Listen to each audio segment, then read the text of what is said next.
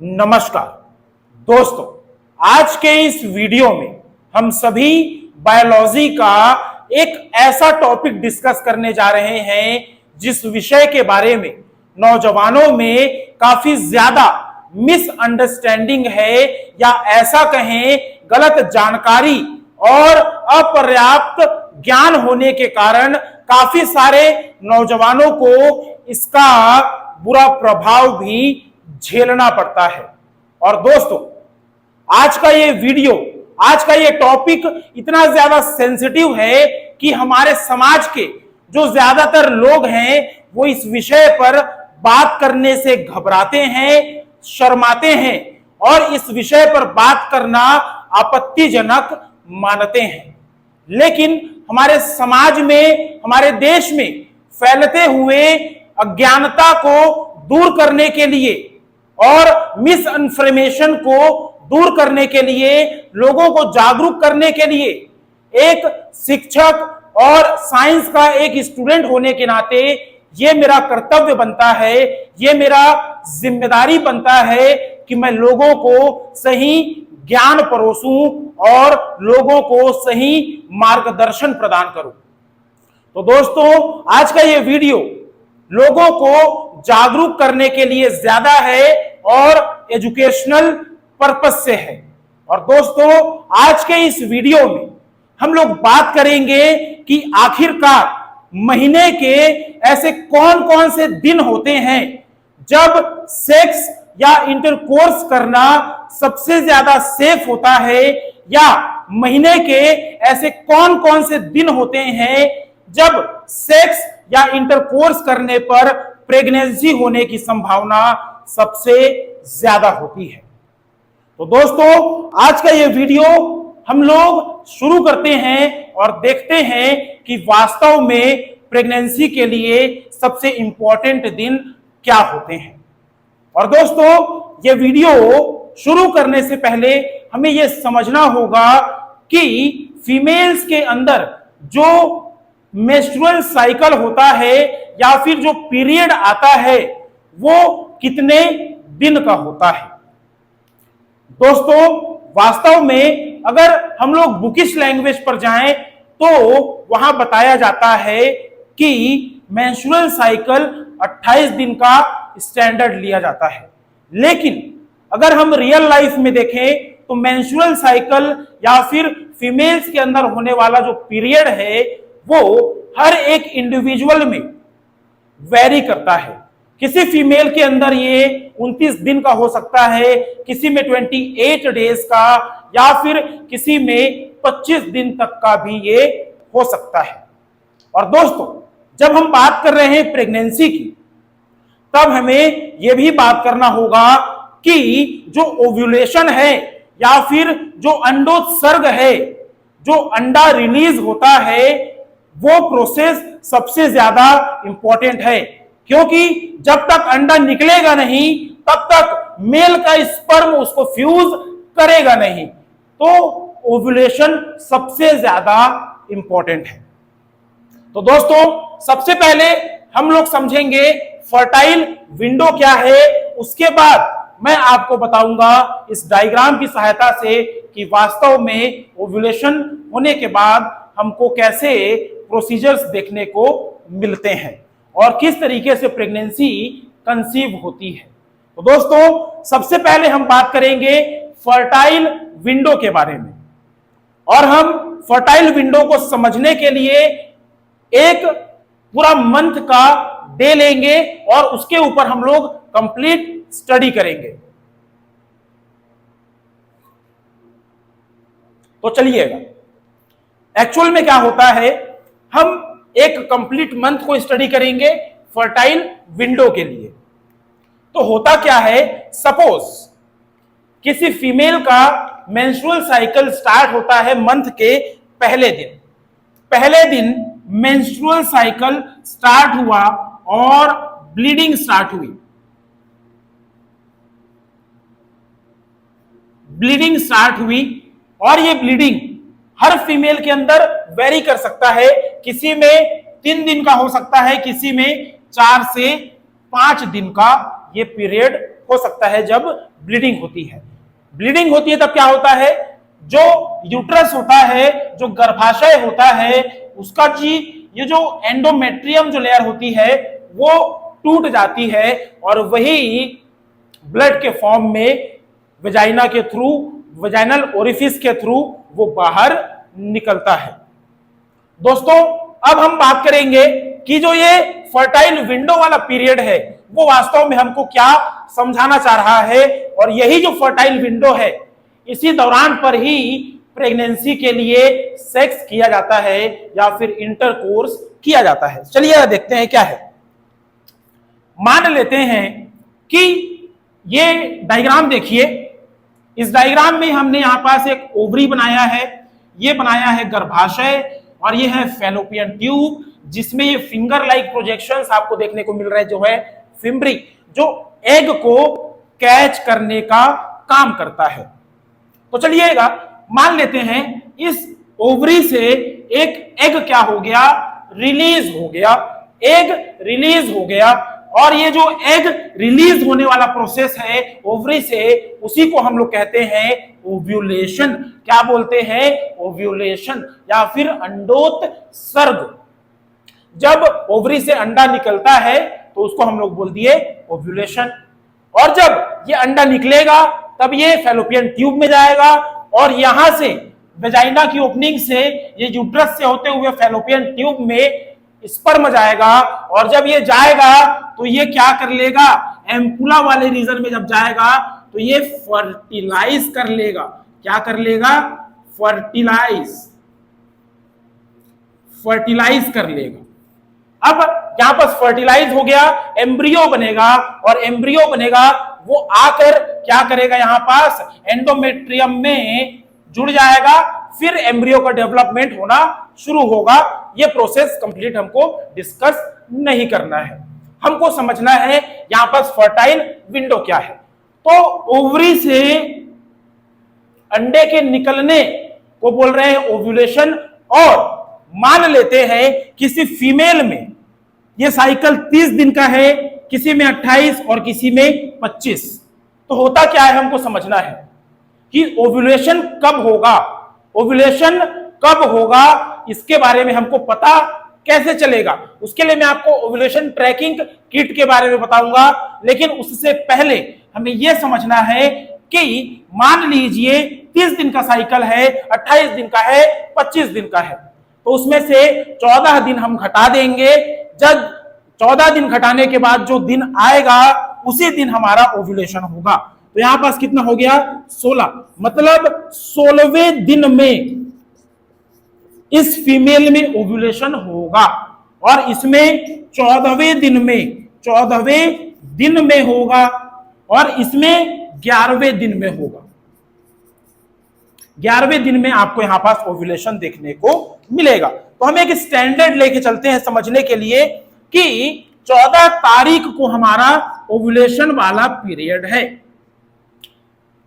तो जो fertile window होता है वो ओव्यूलेशन के 4 दिन पहले, ओव्यूलेशन को छोड़कर 4 दिन पहले, मतलब 13, 12, 11 और 10, ये जो दिन है यहां से लेकर और 14 तारीख के एक दिन बाद, मतलब 15 तारीख तक, ये जो है क्या है, फर्टाइल विंडो वाला पीरियड है। जिस समय पर सेक्सुअल इंटरकोर्स या फिर सेक्स करने से बच्चे होने की संभावना सबसे ज्यादा होती है। तो अब आप में से बहुत सारे लोगों का प्रश्न हो सकता है कि ओव्यूलेशन के 4 दिन पहले और 1 दिन बाद क्यों? तो इसका रीजन हम समझते हैं। एक्चुअल में जो लाइफ ऑफ स्पर्म होता है वो 4 से 5 दिन का होता है। 4 से 5 दिन का होता है किसी भी फीमेल बॉडी के अंदर। मतलब इसने अगर 10 तारीख को क्या किया, इंटरकोर्स किया, तो ये जो मेल का जो स्पर्म है जो फीमेल बॉडी में आया है वो उसके बॉडी में 5 दिन तक सरवाइव कर सकता है। लेकिन ये सबसे ज्यादा फर्टिलाइज करने के लिए कैपेबल कब होता है? ये होता है 48 आवर्स टू 72 आवर्स तक। मतलब 2 से 3 दिन तक इस स्पर्म की कैपेसिटी सबसे ज्यादा होती है जब ये एग को फर्टिलाइज कर सकता है। तो इसके 4 दिन पहले स्पर्म के लाइफ की वजह से, क्योंकि अगर 10 तारीख को अगर डिस्चार्ज हुआ है तो ये 14 तारीख तक सरवाइव करेगा, और 14 तारीख को अगर ओव्यूलेशन हुआ तो ये क्या कर लेगा, उसको फर्टिलाइज कर लेगा। लेकिन एक दिन बाद क्यों लिए हैं? एक दिन बाद इसलिए लिए हैं क्योंकि जो ओवम है इसकी लाइफ होती है 12 से 24 घंटे। 12 से 24 घंटे तक ये सरवाइव करता है, मतलब फर्टिलाइजेबल होता है। मतलब 12 से 24 घंटे के अंदर ही स्पर्म इस एग को फर्टिलाइज कर सकता है, उसके बाद फर्टिलाइज करने की प्रोबेबिलिटी नहीं है। तो ये 10 से 15 तारीख तक फर्टिलाइजेशन के लिए जो विंडो है, जिसको फर्टाइल विंडो बोल रहे हैं, ये है। अब जो फर्टाइल विंडो है 10 से 15, उसके पहले और उसके बाद जितने भी दिन बचते हैं उनमें अगर हम सेफ्टी के लिए 1-2 दिन ऊपर नीचे कर लें, एक 2 दिन ऊपर कर लेते हैं, तो हमारे पास जो बाकी बचे हुए दिन है, अगर उन दिनों में सेक्स किया जाए या फिर इंटरकोर्स किया जाए तो प्रेगनेंसी होने की संभावना लगभग नहीं के बतौर होती है या फिर नगण्य होती है। हम इसको एकदम 100% नहीं बोल सकते, क्योंकि किसी भी फीमेल में यह चीज वेरी करती है। हर फीमेल के अंदर मेंस्ट्रुअल साइकिल का जो ड्यूरेशन है वो अलग होता है। मान लेते हैं किसी फीमेल के अंदर ये 25 दिन का साइकिल है, तो उसके अंदर ओव्यूलेशन 11वें दिन हो जाएगा। 11वें दिन हो गया अगर ओव्यूलेशन 11वें दिन हो गया, तो इसके 4 दिन पहले मतलब 7 तारीख से लेकर 12 तारीख तक इसका फर्टाइल विंडो रहेगा, जब सेक्स या फिर इंटरकोर्स करने पर प्रेगनेंसी होने की संभावना सबसे ज्यादा होगी। यहां तक की बात आपको क्लियर होनी चाहिए कि इसके फर्टाइल विंडो के पहले और बाद में अगर आप इंटरकोर्स करते हैं तो प्रेगनेंसी से बचा जा सकता है, और अगर फर्टाइल विंडो के दौरान अगर करते हैं तो प्रेगनेंसी होने की संभावना सबसे ज्यादा होती है। अब दोस्तों, एक प्रश्न यह भी आ सकता है आपके मन में कि भाई हमको ओव्यूलेशन के बारे में पता कैसे चलेगा, फर्टाइल विंडो को हम कैसे आइडेंटिफाई करेंगे? तो इसके लिए एकदम सिंपल सा नियम है, समझिएगा कैसे। ओव्यूलेशन ट्रैकिंग किट आता है, ओव्यूलेशन ट्रैकिंग किट आता है, जिसकी सहायता से हम लोग अच्छे से समझ सकते हैं और अच्छे से इसके बारे में पता लगा सकते हैं। तो देखिएगा क्या होता है।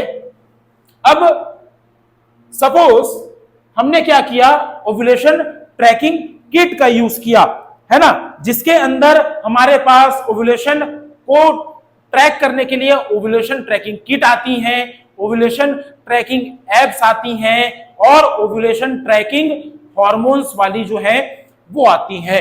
तो इससे हम लोग ओव्यूलेशन के दिन को पता लगा सकते हैं। कैसे?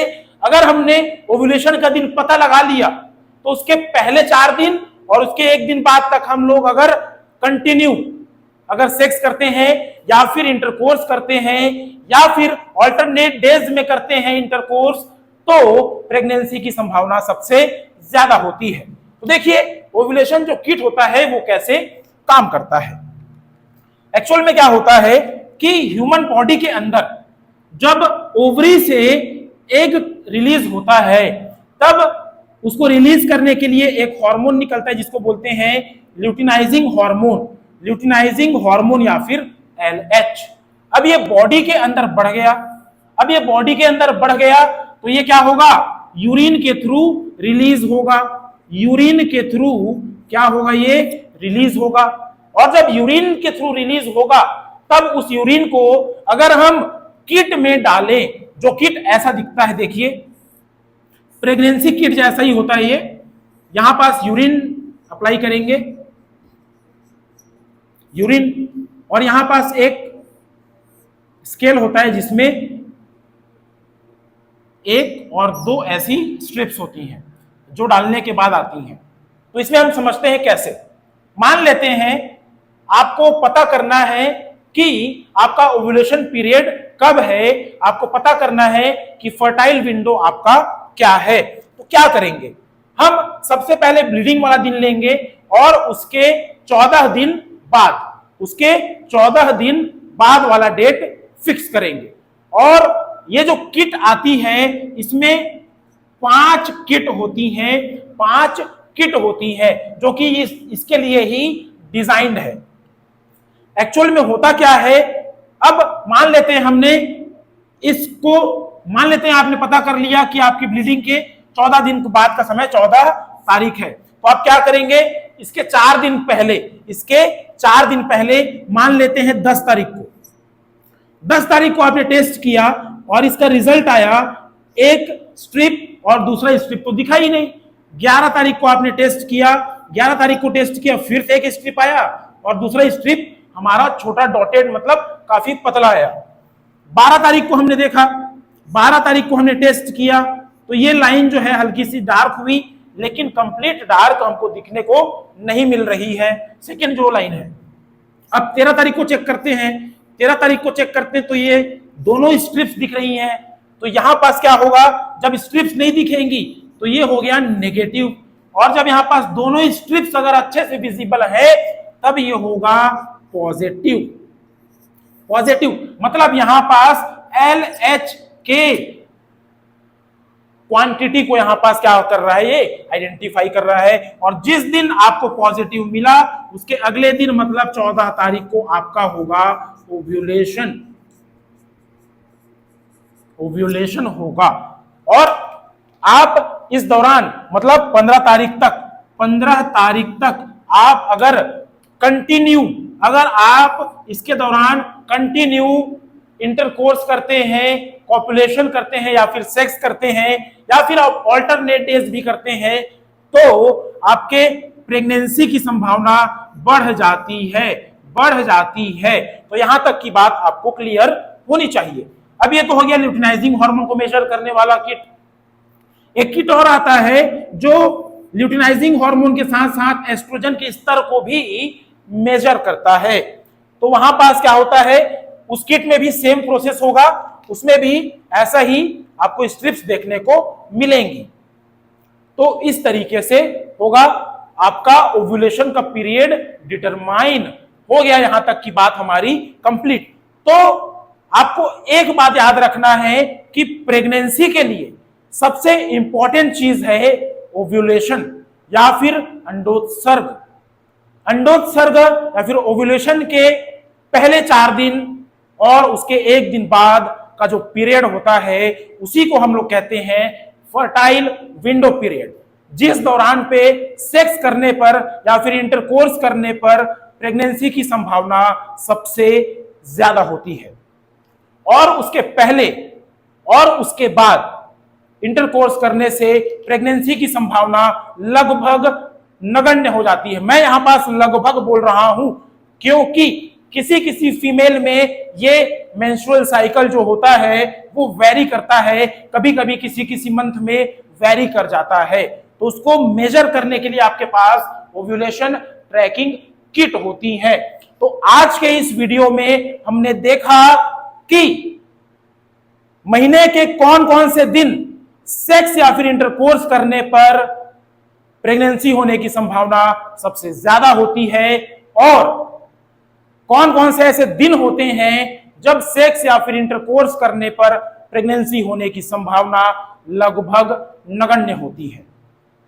तो दोस्तों, आज का ये वीडियो आपको अगर इंफॉर्मेटिव लगता है, अगर आपको एजुकेशनल लगता है, अगर आपको लगता है कि इस वीडियो से आपका फायदा हुआ है तो आप इस वीडियो को अपने दोस्तों के साथ शेयर कीजिए। अगर आप इस चैनल पर नए हैं तो इस चैनल को सब्सक्राइब कीजिए और इस वीडियो में कमेंट कीजिए कि आपको अगला वीडियो किस टॉपिक पर चाहिए और इस वीडियो को जितना ज्यादा हो सके उतना ज्यादा शेयर कीजिए, क्योंकि ये जो है प्रेगनेंसी के लिए जो प्रॉब्लम्स फेस करते हैं लोग, जो नई शादी हुई जिनकी, जो लोग प्रेगनेंसी चाहते हैं उनके लिए भी काम की है। और जो लोग अभी प्रेगनेंसी प्लान नहीं कर रहे हैं, उनको अगर प्रेगनेंसी से बचना है तो उनको फर्टाइल पीरियड के दौरान इंटरकोर्स या फिर सेक्स करने से बचना चाहिए। उसके बाकी वाले दिन आप फ्रीली इंटरकोर्स कर सकते हैं, जिसमें प्रेगनेंसी होने की संभावना लगभग नगण्य होती है। तो यहां तक की बात आपको क्लियर होनी चाहिए। और दोस्तों, ये वीडियो अंत तक देखने के लिए, बहुत बारीकी से समझने के लिए आप सभी का बहुत बहुत धन्यवाद। आपका दिन शुभ हो।